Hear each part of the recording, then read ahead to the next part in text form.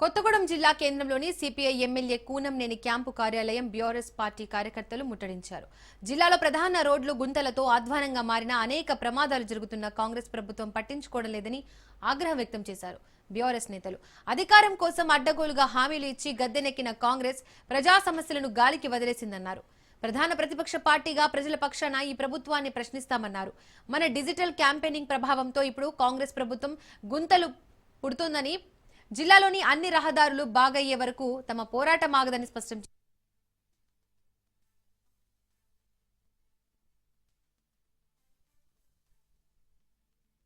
Telangana government వచ్చి 2 సంవత్సరాలు కావస్తున్నా ఇంతవరకు ఎక్కడ రోడ్ల మీద తట్టడి మట్టి పోసిన పాపానవులు పోలేదు. ఎక్కడ రోడ్లు అక్కడే ఉంది. ప్రజాప్రభుత్వం అని చెప్పించుకునే కాంగ్రెస్ గవర్నమెంట్ ఎక్కడ కూడా వారి అమలు చేయట్లేదు. ఖచ్చితంగా డిఎంఓ ఫండ్స్ ను ఈ తెలంగాణ రోడ్ల కొరకే వాడి రోడ్లను రిపేర్ చేయాలని మా జిల్లా అధ్యక్షుడు రేఖాకాంతరావు ఆదేశాల మేరకు, మా నియోజకవర్గ ఇన్ఛార్జి వర్మ గారి ఆదేశాల మేరకు ఇవాళ మేము ఈ ప్రొటెక్షన్ చేస్తున్నాము. దీనికి పోలీసు వాళ్ళు అడ్డుకొని మమ్మల్ని పోకుండా చేస్తున్నారు. వీళ్ళు కూడా నశించాలని.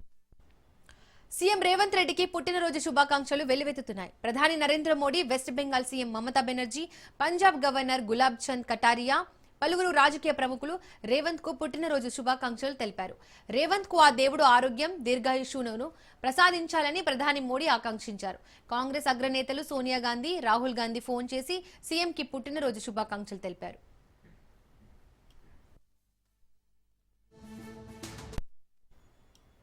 మంత్రి రామ్ ప్రసాద్ రెడ్డి సవాల్ను స్వీకరిస్తున్నామన్నారు వైసీపీ మాజీ ఎమ్మెల్యే శ్రీకాంత్ రెడ్డి. ప్రసాద్ రెడ్డి ఎంతమంది అధికారులతో వచ్చినా తగిన ఆధారాలతో సింగిల్ గా వస్తాను, గత ప్రభుత్వంలో చేసిన అభివృద్ధి చూపిస్తానని ప్రతి సవాల్ విసిరారు. అన్నమయ్య జిల్లా రాయచోటిలో ప్రభుత్వ మెడికల్ కళాశాలలను ప్రైవేటీకరణను వ్యతిరేకిస్తూ ఈ నెల 12న ఆర్డీఓ కార్యాలయం ఎదుట నిర్వహించబోయే ర్యాలీని విజయవంతం చేయాలని పిలుపునిచ్చారు శ్రీకాంత్ రెడ్డి. 18 నెలలుగా మీరేమి అభివృద్ధి చేశారో చూపించగలరా అంటూ ప్రశ్నించారు. మంత్రి రామ్ ప్రసాద్ రెడ్డికి ఈ ప్రాంతంపై అభిమానం ఉంటే ఈ ప్రాంతాన్ని చులకనగా చేసిన అధోని ఎమ్మెల్యేని అసెంబ్లీలో ఎందుకు నిలదీయలేదన్నారు. దానికి మంత్రి ఛాలెంజ్ చేయాలన్నారు. జిల్లా విభజనలో రాయచోటికి అన్యాయం జరిగితే ఊరుకోబోమన్నారు శ్రీకాంత్ రెడ్డి.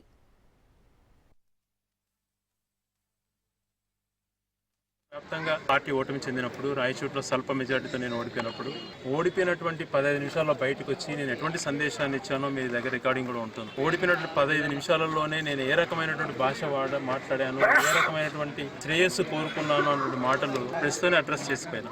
అభివృద్ధి అనేటువంటిది చేయాలనుకున్నప్పుడు, అభివృద్ధి అనేటువంటి చూపించాలనుకున్నప్పుడు దమ్ములు ఛాలెంజ్లు ఎందుకు? అధికారంలో మీరే ఉన్నారు కదా, ఎక్కడ మీరు సమావేశం ఏర్పాటు చేస్తారో చేయండి. మీ పక్షాన కలెక్టర్లను అందరినీ గుర్చిపెట్టుకోండి, అధికారులను గుర్చిపెట్టుకోండి. నేను ఒక్కనే వస్తాను. ఏం చేశాను నేను 5 సంవత్సరాలు అనేది నేను చెప్పగలుగుతాను. 18 నెలల్లో ఏం జరిగిందని మీరు చెప్పండి. అలాగే కొన్ని విషయాలు మాట్లాడుతూ ఇళ్లలో పనుకున్న కొన్ని కార్యక్రమాలు జరిగిపోతాయని అలా ఎప్పుడూ ఉండదు. గవర్నర్ ఈ ప్రాంతం నుంచి దేవుడు ఇచ్చినటువంటి మంచి అవకాశాన్ని మొట్టమొదటిగా పెద్ద పదవి పొందిన నేను ఏ రోజు కూడా పేరు కూడా ఉచ్చరించలేదు, కానీ చెప్తున్నా ఈరోజు పెద్ద మాటలు మాట్లాడుతున్నారు. కాబట్టి ఏ రకంగా ఈ ప్రాంతాన్ని డెవలప్ చేయాలన్నటువంటి తపన మనకు ఉండాలి. ఒక ఆర్డీఓ ఆఫీస్ ఈ ప్రాంతానికి వచ్చింది అని అంటే దాని వెనకలు ఎంత కృషి చేశాము. ఒక ట్రాఫిక్ పోలీస్ ఇక్కడికి వచ్చింది అంటే ఏ రకమైనటువంటి పత్రాలు ఇక్కడి నుంచి కింది నుంచి మూవ్ అవ్వాలి, ఏ రకంగా అప్రూవల్స్ తెచ్చుకోవాలి. ఒక అద్భుతమైన ప్రయోగానికి కడప జిల్లా ప్రొద్దుటూరు వేదికైంది. హీలియం బెలూన్ ద్వారా శాటిలైట్ ను స్పేస్ లోకి ఆవిష్కరించడం విద్యార్థుల ప్రతిభను ప్రపంచానికి చాటి చెప్పినట్లయింది. ప్రొద్దుటూరుకు సమీపంలోని సిబిఐటి బీటెక్ విద్యార్థులు దాదాపు 35 మంది బృందంగా ఏర్పడి 9 నెలల పాటు శ్రమించారు. వాస్తవానికి విమానాలు గాని ఇతర శాటిలైట్లు గాని ఆకాశంలోకి 25 కిలోమీటర్ల ఎత్తు దాకా ప్రయాణిస్తాయి. అంతే ఎత్తుకు తక్కువ ఖర్చుతో శాటిలైట్ ను స్పేస్ లోకి పంపేందుకు ఇక్కడి విద్యార్థుల ఆలోచన బృహత్తరంగా మారింది.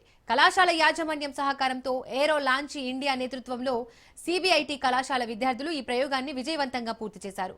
అందుకు సంబంధించి India book of world record ప్రతినిధి సదాఫ్ హుస్సేన్ తో పాటు విప్రో సంస్థకు చెందిన మరో ప్రతినిధి సమక్షంలో బెలూన్ ద్వారా శాటిలైట్ ను నిషీదిలోకి పంపారు.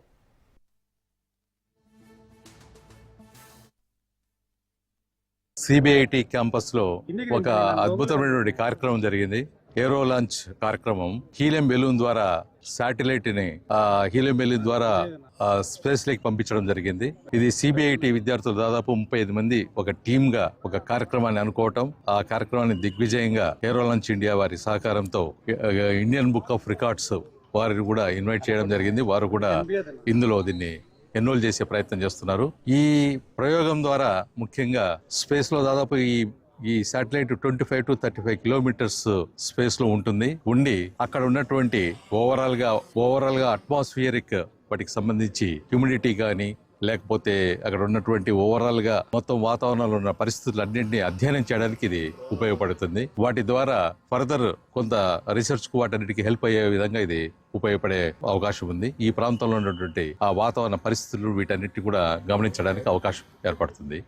అనంతపురం జిల్లా కళ్యాణదుర్గంలో భక్త కనకదాసు విగ్రహాన్ని ఐటీ విద్యాశాఖ మంత్రి నారా లోకేష్ ఆవిష్కరించారు. కనకదాసు 538వ జయంతిని పురస్కరించుకుని రాష్ట్ర ప్రభుత్వ ఆధ్వర్యంలో ఈ కార్యక్రమాన్ని పండుగగా నిర్వహించారు. 9 అడుగుల ఎత్తైన కంచు విగ్రహాన్ని మంత్రి ఆవిష్కరించగా వేలాది మంది ప్రజలు, ప్రముఖులు ఈ సంబరాల్లో పాల్గొన్నారు.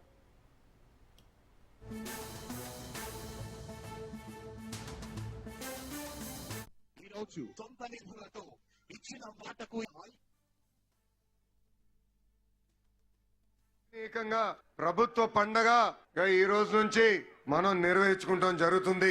ఈ రోజు పెద్ద ఎత్తున కనకదాస్ గారి విగ్రహం కూడా మన ఆవిష్కరణ చేసుకుంటాం కూడా నాకు చాలా చాలా ఆనందంగా ఉంది. ఇది కేవలం ఒక కార్యక్రమం కాదు, 3 కార్యక్రమాలు ఈ రోజు మనం నిర్వహించుకుంటాం జరుగుతుంది.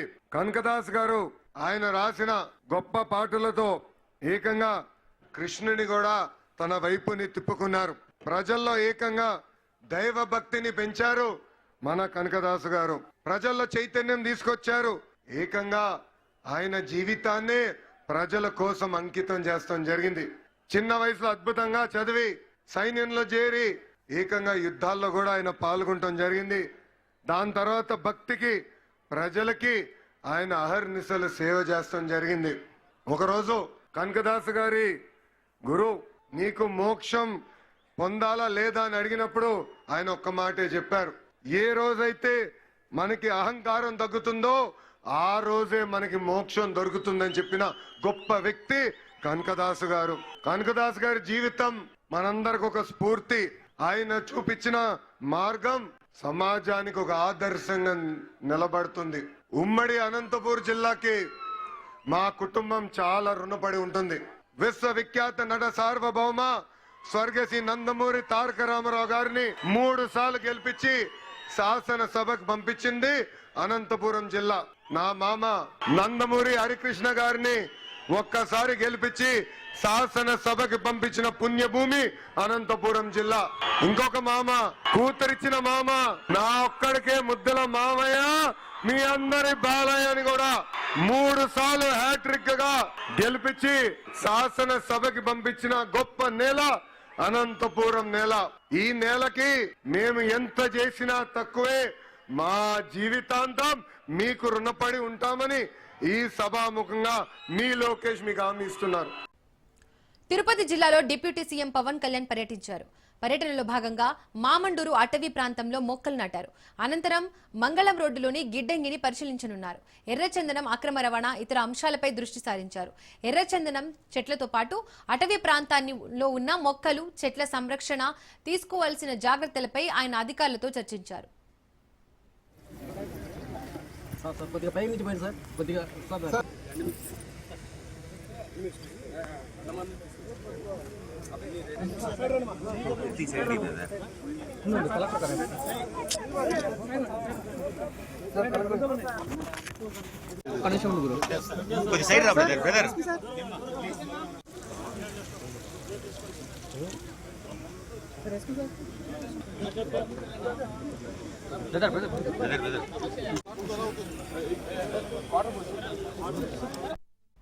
నిర్మల్ జిల్లా బాసరలో రామచిలుకలు స్వరం పలువురిని కనువిందు చేస్తోంది.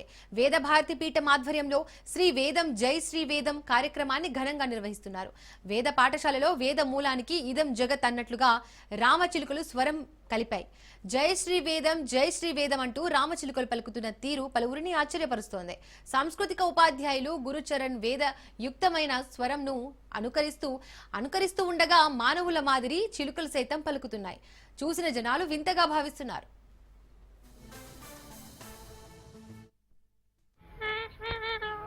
జై శ్రీ వేదం, జై శ్రీ వేదం.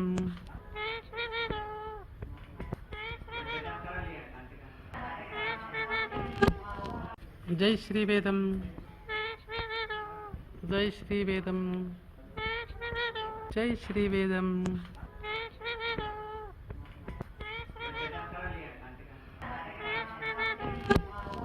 जय श्री वेदम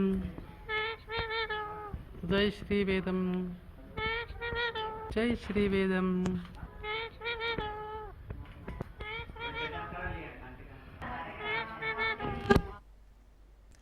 మోంతా తుఫాన్ దెబ్బకి భీమవరం జిల్లా అతలకుతలమైంది. మోంతా తుఫాన్ ముప్పుతో జిల్లాలో అటు వ్యవసాయం ఇటు ఆక్వా రంగం కూడా పూర్తిగా నష్టపోయింది. తుఫాన్ దెబ్బకు వరి పంటతో పాటు చేపల చెరువులు, రొయ్యల చెరువులు కూడా పూర్తి స్థాయిలో దెబ్బతిన్నాయి.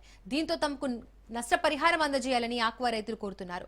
తుఫాను బీభత్సం సృష్టించి వారం రోజులు గడుస్తున్నా నేటి వరకు ఇండ్లు నీట మునిగి ఇబ్బందులు పడ్డవారికి నష్టపరిహారం అందించలేదన్న వాదనలు వినిపిస్తున్నాయి. ఇల్లు కూలిపోయిన వారికి, పశువులు మృతి చెందిన వారికి, సర్వం కోల్పోయిన వారికి ప్రభుత్వం నుండి నష్టపరిహారం త్వరితగతిన అందజేయాలని నాయకులను, అధికారులను బాధితులు కోరుతున్నారు.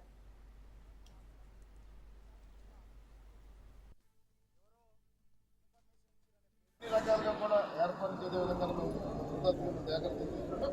మరి త్రాగునీరు విషయంలో కూడా మరి గ్రామస్తులు అందరూ త్రాగునీరు విషయంలో కూడా ఇబ్బంది పడుతున్నారు. వాళ్ళందరూ కూడా అంటే స్పెషల్ ఆఫీసర్ వేయడం జరిగింది. పూర్తిగా ప్రజలందరికీ కూడా ఎక్కడ దారుణాలు కానీ జరగకుండానే పూర్తి జాగ్రత్తలు తీసుకున్నాం. దీని అందరూ మంత్రివర్గం కూడా రావడం జరిగింది. మరి రాబోయే రోజుల్లో కూడా ఏదైతే ఈ నష్టాన్ని మరి అధికారుల నష్టాన్ని కూడా వేసి మరి మోడీ గారి సహకారంతో మన రాష్ట్ర చంద్రబాబు నాయుడు నాయకులు ప్రతి ఒక్కరికి న్యాయం జరిగే విధంగానే మరి సహకరిస్తామని చెప్పి సందర్భంగా తెలియజేస్తున్నాం. మేము ప్రజలను ఒకటే కోరుతున్నాం, దయచేసి ఇక్కడ ఉన్నటువంటి పరిసర ప్రాంత ప్రజలందరికీ కూడా మీరు ఏదైతే పునరావాస ప్రాంతాల్లో కూడా పూర్తిగా ఉన్నటువంటి అధికారులకు మీరందరూ కూడా పూర్తిగా సహకరించవలసిన అవసరం ఉంది. మీరు ఎక్కడ కూడా ఆందోళన చెందవలసిన పర్లేదు, మీరు ఎక్కడ కూడా భయపడవలసిన పర్లేదు. మీరు అధికారులు అన్ని రకాలు కూడా మీకు అన్ని రకాల ఏర్పాట్లు మీకు ఏర్పాటు చేస్తున్నారు కాబట్టి పూర్తిగా వారందరికీ సహకరించిన అవసరం ఉందని చెప్పి సందర్భంగా తెలియజేస్తున్నాం. మందు అన్ని రకాల మోంతా తుఫాన్ కారణంగా పశ్చిమ గోదావరి జిల్లా వ్యాప్తంగా జరిగిన ప్రాథమిక నష్టం అంచనాలను, తుఫాను కారణంగా జిల్లాలో వివిధ శాఖలకు సంబంధించి జరిగిన నష్టాలను జిల్లా కలెక్టర్ చదలవాడ నాగరాణి వివరించారు. మోంతా తుఫాన్ జిల్లాలోని 20 మండలాలపై ప్రభావం చూపిందని, 91 గ్రామాలు తుఫాను తాకిడికి గురయ్యాయని తెలిపారు. 13 గ్రామాలు, 6 పట్టణాలు పెద్ద ఎత్తున వరద ముంపునకు గురయ్యాయన్నారు. దీని కారణంగా 23,307 మందిపై ప్రభావం పడిందన్నారు. వేలాది హెక్టార్లలో పంటలు దెబ్బతిన్నాయని చెప్పారు. 93 ఇళ్లు దెబ్బతిన్నాయని తెలిపారు. అంతేకాక 18 గుడిసెలు దెబ్బతినడం జరిగిందని, నష్టం అంచనా విలువ సుమారు 40 లక్షల రూపాయలు ఉంటుందని తెలిపారు. 2,000 మందికి సంబంధించిన 1855 ఎకరాల విస్తీర్ణంలోని ఆక్వా చెరువులు నీట మునిగినట్లు తెలిపారు.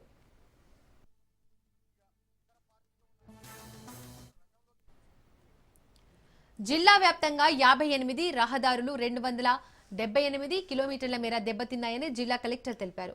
జిల్లాలో 688 చెట్లు నేలకూలాయని తెలిపారు. మొత్తం నష్టం అంచనా విలువ 3,486 లక్షలుగా ఉంటుందన్నారు. 22 ప్రాంతాల్లో పెద్ద మొత్తంలో చెత్త డంపులను తొలగించడం జరిగిందన్నారు. వైద్య శాఖ ద్వారా 50 వైద్య శిబిరాలను ఏర్పాటు చేయడం జరిగిందన్నారు. అలాగే విద్యుత్ శాఖ నష్టాలను వివరిస్తూ వాటి నష్టం అంచనా సుమారు 84,18,000గా ఉంటుందని జిల్లా కలెక్టర్ తెలిపారు. మరోవైపు తుఫాన్ ప్రభావంతో తాము తీవ్రంగా నష్టపోయామని, ప్రభుత్వం త్వరితగతిన నష్టపరిహారం అందించాలని బాధితులు కోరుతున్నారు. వారణాసిలో ప్రధాని మోడీ పర్యటించారు. 4 వందే భారత్ రైళ్లను జెండా ఊపి ప్రారంభించారు. బనారస్, ఖజురహో, లక్నో, సహరాన్పూర్, ఫిరోజ్పూర్, ఢిల్లీ, ఎర్నాకుళం, బెంగళూరు మార్గాలే ఈ వందే భారత్ రైళ్లు నడవనున్నాయి. కొత్తగా ప్రారంభించిన 4 వందే భారత్ రైళ్లతో దేశంలో వందే భారత్ రైళ్ల సంఖ్య 164కి చేరింది. उत्तर प्रदेश के ऊर्जावान मुख्यमंत्री योगी आदित्यनाथ जी, केंद्रीय मंत्रिमंडल में मेरे साथी और विकसित भारत की मजबूत नींव रखने के लिए जो टेक्नोलॉजी के क्षेत्र में आज बहुत उत्तम कार्य हो रहा है, उसका नेतृत्व संभालने वाले दुनिया भर के विकसित देशों में आर्थिक विकास का बहुत बड़ा कारण वहां का इंफ्रास्ट्रक्चर रहा है. जिन भी देशों में बड़ी प्रगति, बड़ा विकास हुआ है, उनके आगे बढ़ने के पीछे बहुत बड़ी शक्ति वहां के इंफ्रास्ट्रक्चर डेवलपमेंट की है. अब मान लीजिए कोई इलाका है, लंबे समय से वहां रेल नहीं जा रही है, रेल की पटरी नहीं है, ट्रेन नहीं आती है, स्टेशन नहीं है, लेकिन जैसे ही वहां पटरी लग जाएगी, स्टेशन बन जाएगा, उस नगर का अपने आप विकास शुरू हो जाता है। किसी गांव के अंदर सालों से रोड ही नहीं है, कोई रास्ता नहीं, कच्चे मिट्टी के रास्ते पर लोग जाते आते रहते हैं, लेकिन जैसे ही एक छोटा सा रोड बन जाता है, किसानों की आवाजाही, किसानों का माल वहां से बाजार में जाना शुरू हो जाता है।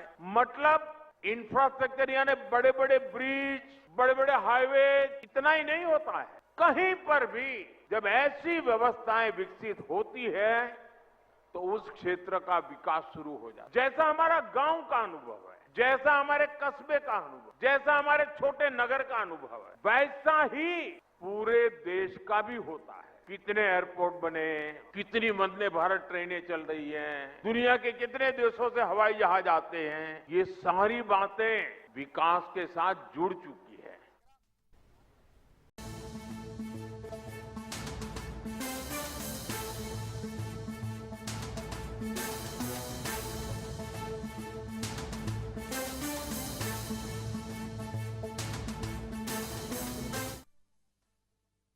కాకినాడ జిల్లాలో దారుణం చోటు చేసుకుంది. కుటుంబ కలహాలతో భార్యపై కత్తితో దాడి చేశాడు ఓ భర్త. ఈ సంఘటన కాకినాడ రూరల్ మండలం తూరంగిలో చోటు చేసుకుంది. చీపుర్పల్లి రాజేష్ భార్య దేవిపై కత్తితో దాడి చేసిన అనంతరం తాను పీక కోసుకుని ఆత్మహత్య చేసుకున్నాడు. ప్రస్తుతం రాజేష్ భార్య దేవి కాకినాడ ప్రభుత్వ ఆసుపత్రిలో చికిత్స పొందుతోంది. ఆమె పరిస్థితి విషమంగా ఉన్నట్లు సమాచారం. ఈ ఘటనపై కేసు నమోదు చేసుకున్న పోలీసులు దర్యాప్తు చేపట్టారు.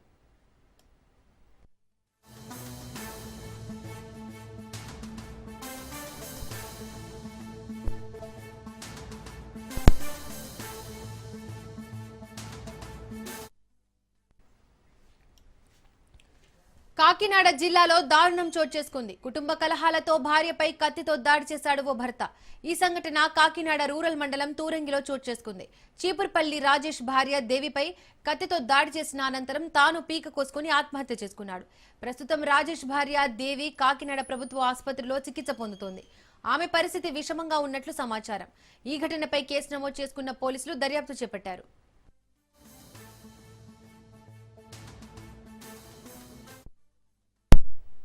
రైట్, ఇక ఈ ఘటనకు సంబంధించి మరింత సమాచారం మా ప్రతినిధి సిద్ధు అందిస్తారు.